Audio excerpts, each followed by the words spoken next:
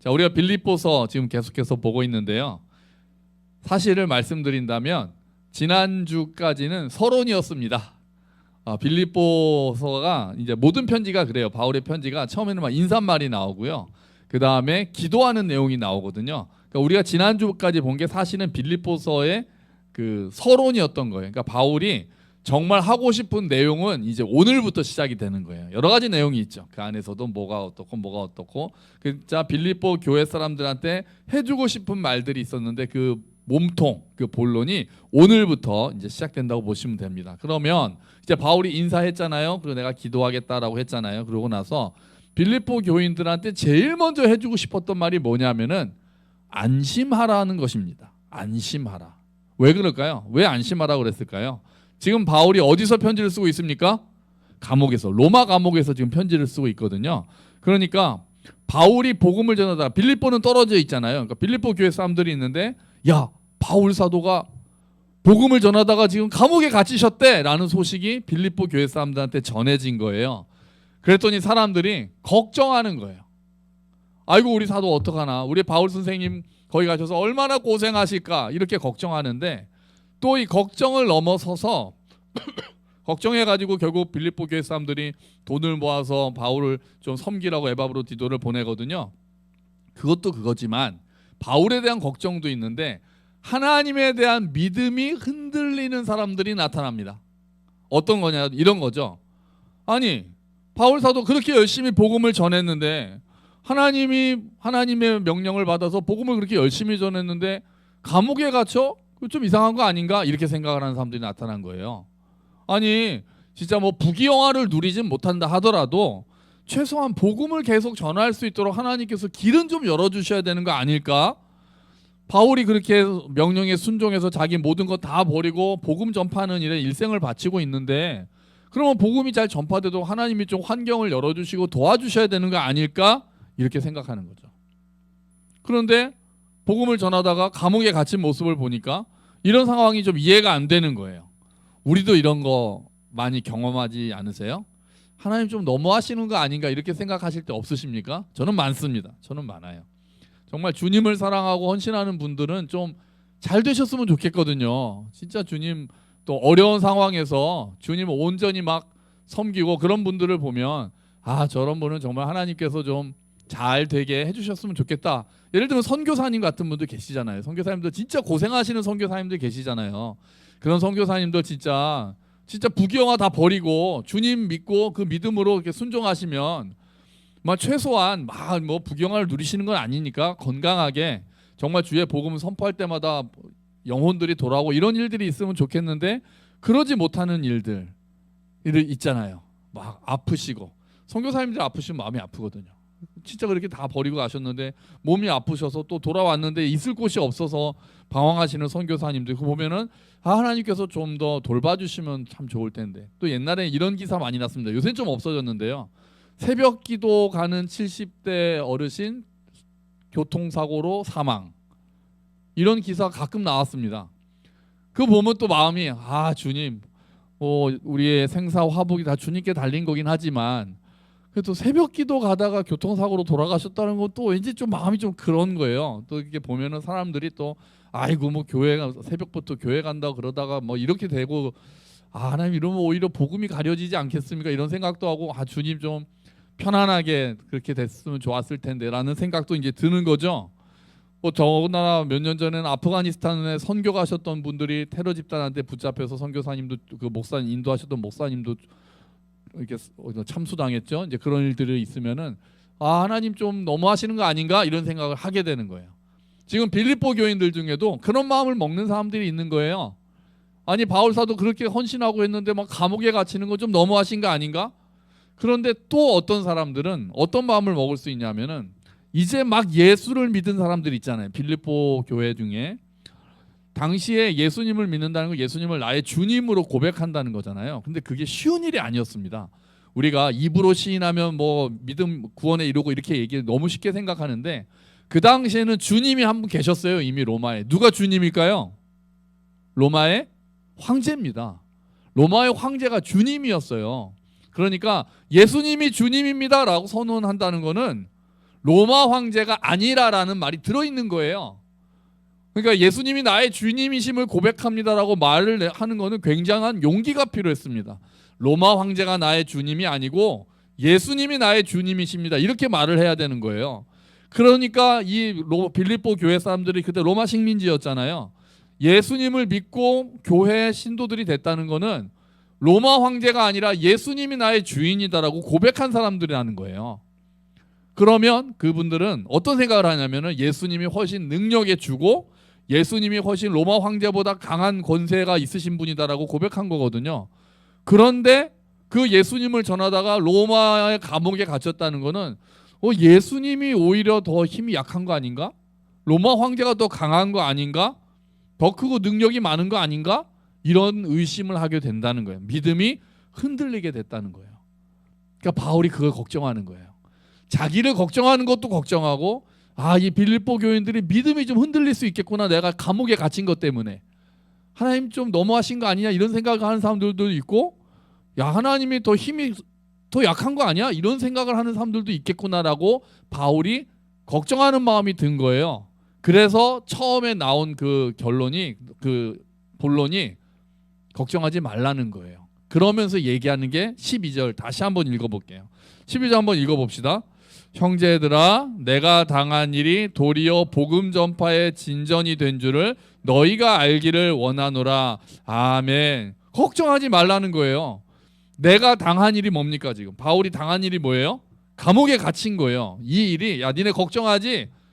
니네 걱정하지? 혹시 하나님이 나를 돌보지 않으시는 거가 걱정하지? 나의 또 어떻게 되는 거 아닌가 걱정하지? 걱정하지 마. 내가 당한 일이 도리어 복음 전파의 진전이 되었다는 거예요. 여기서 진전이라는 말이 헬라어로 프로코페라는 말이거든요. 이 말은 어디에 쓰는 말이냐면요. 군대에서 쓰는 말입니다. 원래. 여러분 군대 조직이 여러 가지가 있어요. 군대 군인들이 전투병 있잖아요. 전투병. 전투하는 병사는 전투병. 또 어떤 병들이 있습니까? 행정병도 있습니다. 군대에서 이렇게 행정을 담당하는 행정병이 있어요. 또 어떤 병들이 있습니까? 네? 통신병. 통신병도 있죠. 통신병 있죠. 통신하는 통신병. 또 어떤 병이요? 취사병 아주 중요합니다. 이거 없으면 안 됩니다. 제가 보기에 가장 중요한 병 취사병이 있습니다. 취사병. 또 의무병도 있잖아요. 이렇게 또 간호하고 이렇게 병 고치는 군인들이 있잖아요. 근데 어떤 병이 있냐면은 공병이 있습니다. 공병. 그 빈병이 아니고요. 공병입니다. 공병. 공병이 뭐 하는 병사들입니까? 막 길 닦고 건설하고 이런 게 공병이거든요. 그러니까 이 공병대가 당시 로마 시대는 더군다나 길이 좋지 않잖아요. 군인들이 진격하기 위해서는 공병대가 먼저 길을 닦아야 되는 거예요. 그래서 막 튀어나온 데 있으면 깎고 움푹 들어간 데 있으면 메우고 그렇게 해서 평탄하게 만드는 일을 해야 다음에 군인들이 쫙 지나갈 수 있기 때문에 공병대가 굉장히 중요하거든요. 그때 그 공병대가 산을 깎고 골짜기를 메워서 길을 평탄하게 하는 것, 그거를 가리키는 단어가 프로코페입니다. 진전. 공병대가 쓰는 단어였던 거예요. 그러니까 복음 전파의 진전이 되었다는 것은 오히려 내가 감옥에 갇힌 것이 복음을 전하는데 길을 닦는 게 됐다, 이렇게 얘기하는 거예요. 복음 전파의 길을 닦는 일이 됐다. 오히려 더 잘 된 거다. 지금 바울은 그렇게 얘기하는 거예요. 어떻게 그런 일이 일어났을까요? 왜 바울이 감옥에 갇힌 게 오히려 복음이 더 잘 전해지는 일이 생겼을까요? 바울이 두 가지를 얘기합니다. 첫 번째는 13절이에요. 13절 한번 다시 읽어보죠. 이러므로 나의 매임이 그리스도 안에서 모든 시위대 안과 그 밖에 모든 사람에게 나타났으니 아멘. 자, 로마 시위대 사람들한테 나타났다는 거는 로마 시위대가 그 로마 그 감옥을 지키는 병사들이거든요. 이 당시에 로마 시위대라는 거는 일반 병사가 아닙니다. 황제를 지키는 병사들이에요, 원래. 그래서 로마에서 가장 엘리트들을 뽑아서 황제를 지키는 경호부대로 만든 거예요. 그 사람들이 그 시위대 안에 있는 로마 시위대 안에 있는 감옥을 지키기 위해서는 4교대로 돌아가면서 그렇게 4명이서 4교대로 돌아가면서 그 감옥을 지켰다고 합니다. 그러니까 바울이 딱 앉아 있는데 군인들 4명 4개조가 계속 돌아가면서 바울을 지키고 있는 거예요. 그러면 바울은 그 시간에 뭐 했을까요? 감옥에 앉아서 복음 전한 거예요, 복음을. 그 군인들하고 대화할 시간이 있잖아요. 많은 시간이 있으니까 그 사람들한테 예수를 전한 거예요. 생각해 보세요. 평범한 유대인들이 감히 로마의 그 엘리트 군인들하고 대화할 수가 없습니다. 그런 기회가 없어요. 예수를 전하고 싶어도 말을 붙일 기회가 없단 말이에요. 근데 이제는 바울이 그냥 그 감옥 안에 앉아서 자기를 지키러 오는 로마 최고의 엘리트 병사들한테 복음을 전하는 기회가 생겼다는 거예요. 그들 중에 일부는 아마 복음을 받아들였을 거예요. 바울을 보면서 호기심을 가지고 저 사람은 왜 왔대? 뭐 악랄한 사람이야? 그게 아니고 뭐 이상한 걸 전한대? 그게 뭔데? 이런 얘기를 하면서 저 사람의 태도가 좀 달라. 다른 죄수들하고는 좀 달라.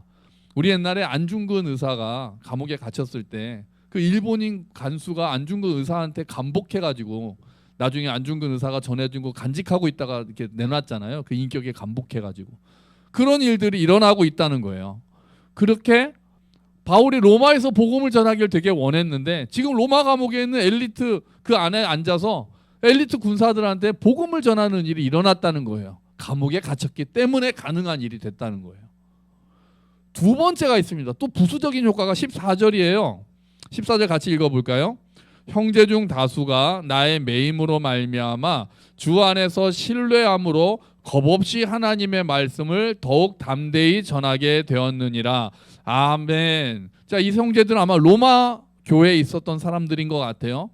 이 중에 어떤 많은 사람들이 바울이 감옥에 갇히는 걸 보고 더 열심히 복음을 전하기 시작했다는 거예요. 왜요? 더 담대해졌다는 거예요. 오히려 더욱 담대하게 겁없이 하나님의 말씀을. 왜요? 바울이 감옥에 갇힐 정도의 모습을 보여주니까 우리가 전쟁할 때도 대장이 그 부대장이 야 니들 앞으로 나가 싸워 이러면 그렇잖아요. 근데 부대장이 총탄이 막 빗발치도 하는데 부대장이 벌떡 일어나서 나를 따르라 그러면서 앞으로 뛰어나가면 부대원들이 사기가 올라서 우와 그러면서 다 쫓아가거든요. 바울이 지금 그 대사도가 복음을 전하다가 감옥에 갇힐 정도로 그렇게 열정적으로 복음을 전하는 모습을 보고 그 로마 교회 사람들 중에 어떤 사람들이 다수의 사람들이 야 우리도 가만히 있으면 안 되겠다. 바울같이 저 대사도가 현장에서 복음을 전하다가 감옥에 갇힐 정도인데 우리가 가만히 있으면 되겠느냐? 우리도 나가서 복음을 전하자. 그리고 담대하게 복음을 전하게 됐다는 거예요. 여러분 분명 바울이 복음을 전하다가 감옥에 갇힌 것 자체는 좋은 일이 아닙니다. 그죠? 기뻐할 일이라고 볼 수 없잖아요.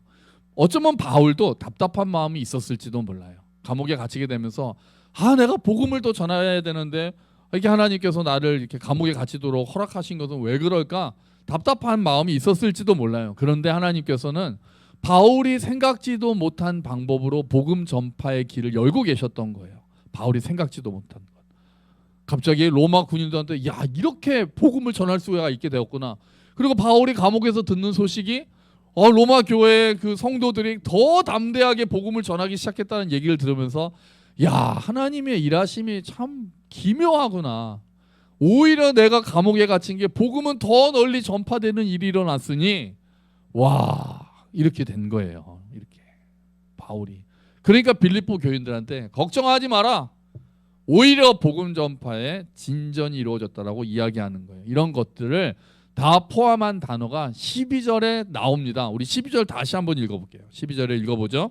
형제들아 내가 당한 일이 도리어 복음 전파의 진전이 된 줄을 너희가 알기를 원하노라. 여기서 어떤 단어에 제가 주목하겠습니까? 도리어입니다. 도리어. 이 도리어라는 단어가 바뀐다는 의미를 가지고 있어요. 나쁜 일인 줄 알았는데 오히려 좋은 일이 됐다. 우리 유명한 사자성어 있잖아요. 그 고사성어 있잖아요. 새옹지마. 아유 나쁜 일이 있는 줄 알았는데 이게 뭐 좋게 될지 어떻게 알겠어요? 그렇게 되고 아유 좋은 일이 있어서 이게 또 나쁘게 될지 어떻게 알겠어요? 그게 또 나쁜 일이 되고 막 그런 게 새옹지마잖아요.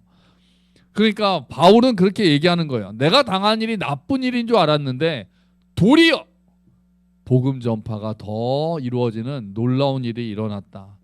이렇게 고백하고 있는 거예요. 여러분 우리에게 이 도리어의 믿음이 필요합니다.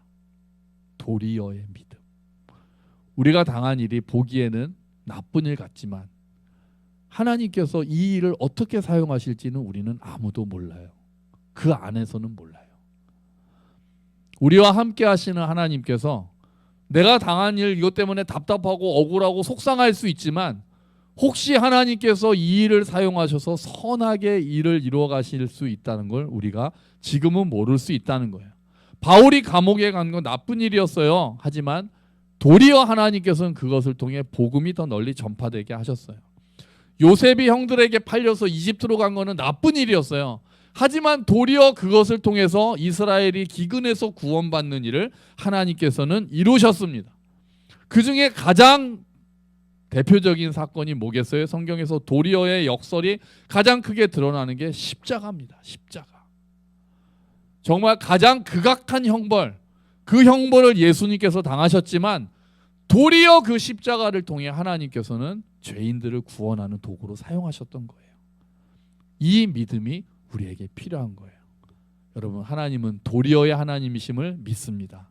여러분, 지금 내가 겪는 일이 앞이 잘 안 보이고 답답한 일이 있어도 내가 도리어의 믿음을 가진 사람은 주님께서 나와 함께 하시니 도리어 이 일이 하나님의 선을 이루게 될 줄로 믿습니다. 이렇게 되는 거예요.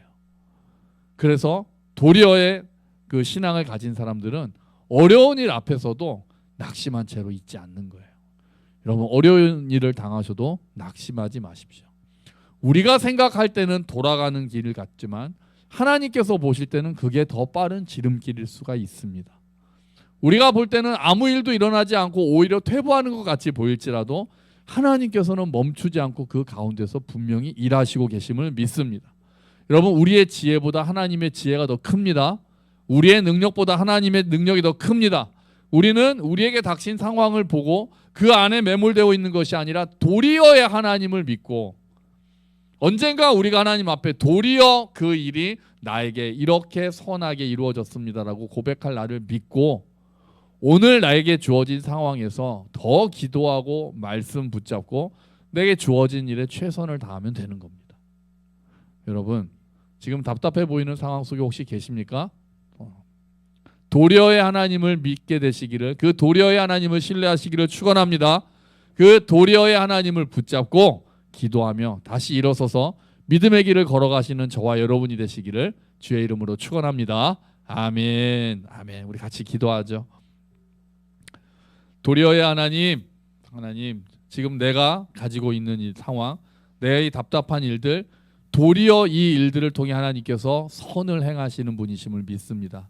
주님, 우리의 일들을 이끌어 주시옵소서. 우리가 그 믿음으로 걸어갈 수 있도록 하여 주시옵소서. 우리 같이 기도하겠습니다.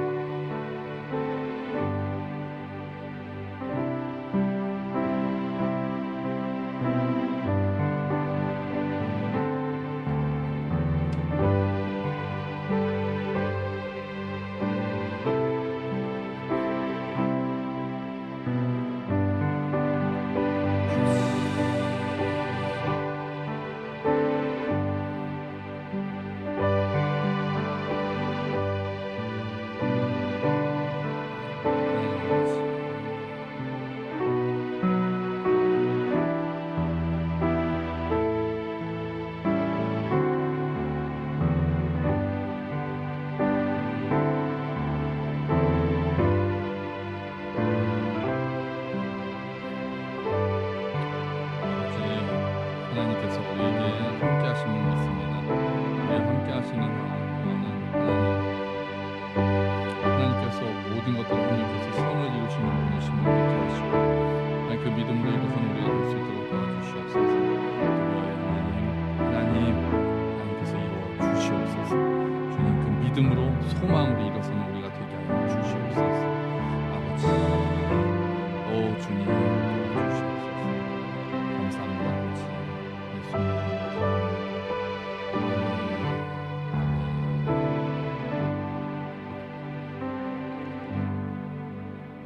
하나님 아버지는 도리어의 하나님이심을 믿습니다.